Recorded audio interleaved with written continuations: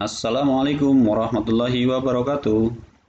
Kembali bertemu dengan saya Pak Suhardi dalam video pembelajaran matematika.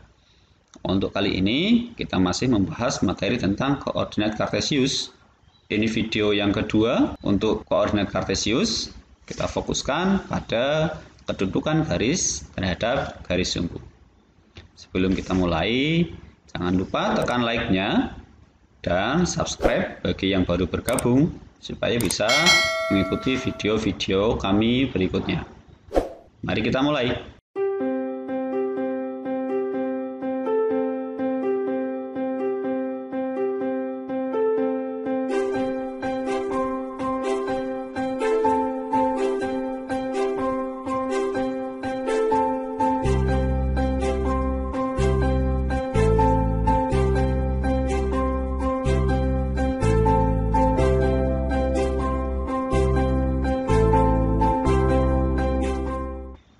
Garis sejajar dan tegak lurus terhadap garis sumbu.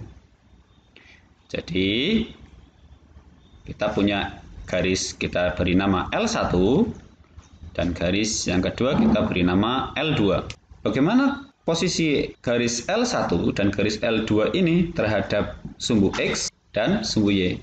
Kita lihat, kalian ingat di kelas 7 ada namanya garis sejajar dan garis tegak lurus. Jadi yang namanya garis sejajar adalah garis yang jaraknya selalu tetap. Nah, kita lihat di sini. Ternyata garis L1 dan L2 sejajar dengan sumbu Y. Kita bisa lihat di sini. L1 jarak ke sumbu Y 5 satuan. Di tengah juga 5 satuan. Di atas juga 5 satuan.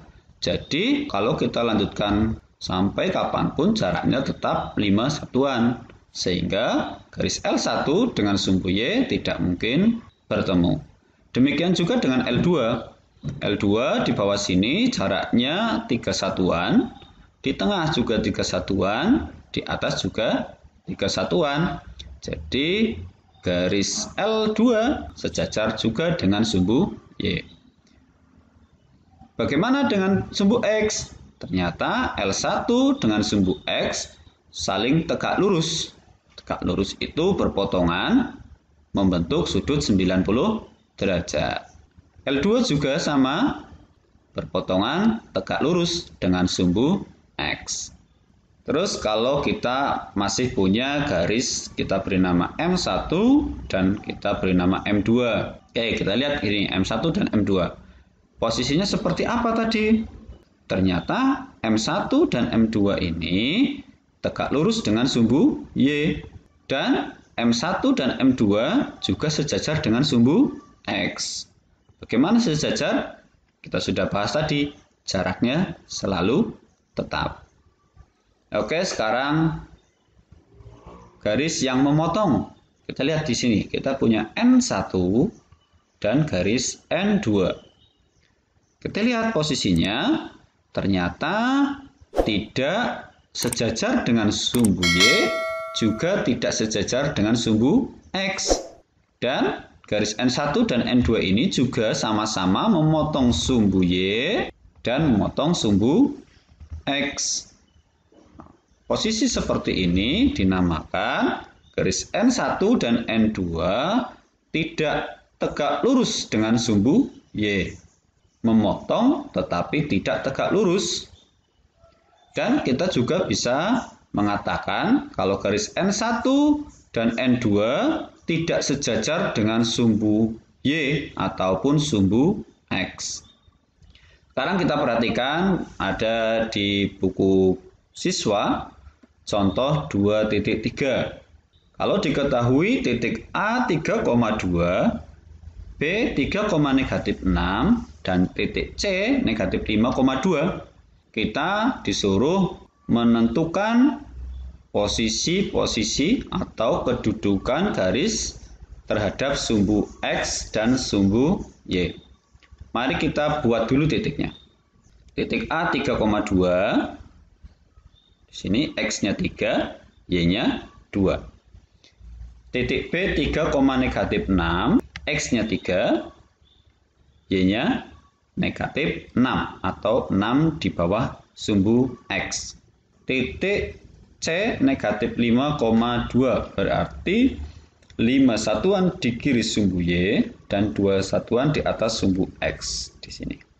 Kita jawab pertanyaan yang A. Jika dibuat garis melalui titik AB, bagaimana kedudukan garis tersebut terhadap sumbu X dan sumbu Y? Kita lihat dari titik A dan titik B kita buat sebuah garis. Oke, kita namakan garis K misal. Bagaimana kedudukan K terhadap sumbu X dan sumbu Y? Kita lihat. Terhadap sumbu Y kita lihat jaraknya selalu tetap. Berarti sejajar. Terhadap sumbu X ternyata berpotongan tegak lurus. Jadi garis K itu sejajar terhadap sumbu Y. Dan garis K tegak lurus terhadap sumbu X. Kita lihat pertanyaan yang B. Jika dibuat garis melalui titik A dan C, bagaimana kedudukan garis tersebut terhadap sumbu X dan sumbu Y? Dari titik A dan titik C, kita buat garis. Misal kita namakan garis L. Bagaimana kedudukan terhadap sumbu Y dan sumbu X? Kita lihat. Ternyata mereka berpotongan tegak lurus dengan sumbu Y. Dan dengan sumbu X jaraknya selalu tetap, berarti sejajar. Jadi garis L ini tegak lurus terhadap sumbu Y, dan garis L juga sejajar terhadap sumbu X.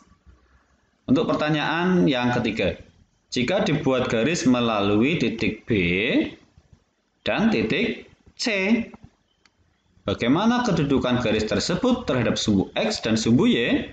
Oke, kita buat garisnya. Misal kita beri nama garis M. Apakah garis M sejajar dengan sumbu X? Tidak. Apakah garis M tegak lurus dengan sumbu X atau sumbu Y? Tidak. Berarti bisa kita simpulkan kalau garis M itu memotong tetapi tidak tegak lurus sumbu Y dan juga memotong tidak tegak lurus dengan sumbu X. Demikian tadi video tentang posisi garis terhadap garis sumbu. Nah, untuk video berikutnya, insya Allah kita akan membahas materi relasi dan fungsi. Ikuti terus video dari kami dengan cara subscribe dan jangan lupa diberi likes. Terima kasih dan semoga bermanfaat. Assalamualaikum warahmatullahi wabarakatuh.